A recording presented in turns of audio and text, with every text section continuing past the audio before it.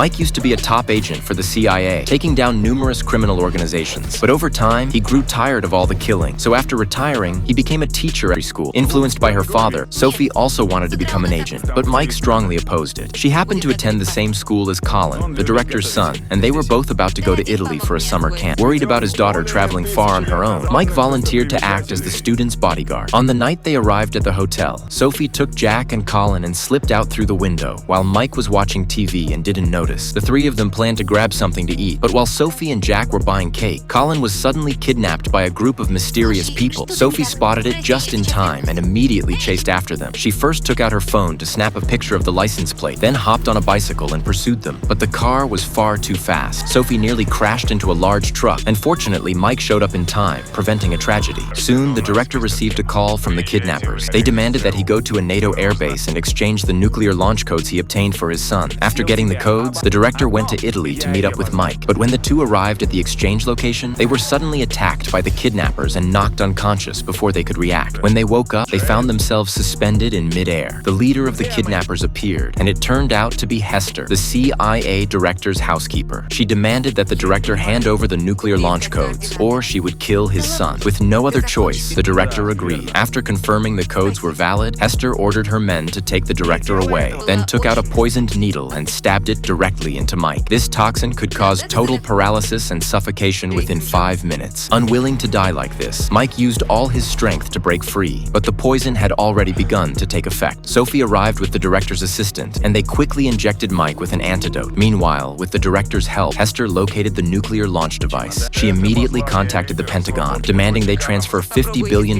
into her account, or she would detonate the nuclear weapon. Using the tracker on the director, Mike found their location. But before they could act, a gun was suddenly pressed to their heads, and they were taken into a secret room. One of the kidnappers struck Mike, but he quickly fought back and eliminated all of them. Seeing things going wrong, Hester fled immediately. With less than half an hour before the explosion, they had to recover the remote launcher as soon as possible. Mike rushed off to chase Hester, but on the way, he accidentally collided with an oncoming truck and was thrown aside. The truck driver turned out to be one of Hester's men. Just as he was about to kill Mike, a small knife suddenly pierced his hand. It was Sophie who had arrived in time, but unexpectedly, a third knife was snatched away by a kidnapper. Mike quickly picked it up and took him down. In the end, Hester was arrested by the police who arrived on the scene. The director's son was successfully rescued, and the nuclear countdown was stopped with just 2 seconds remaining.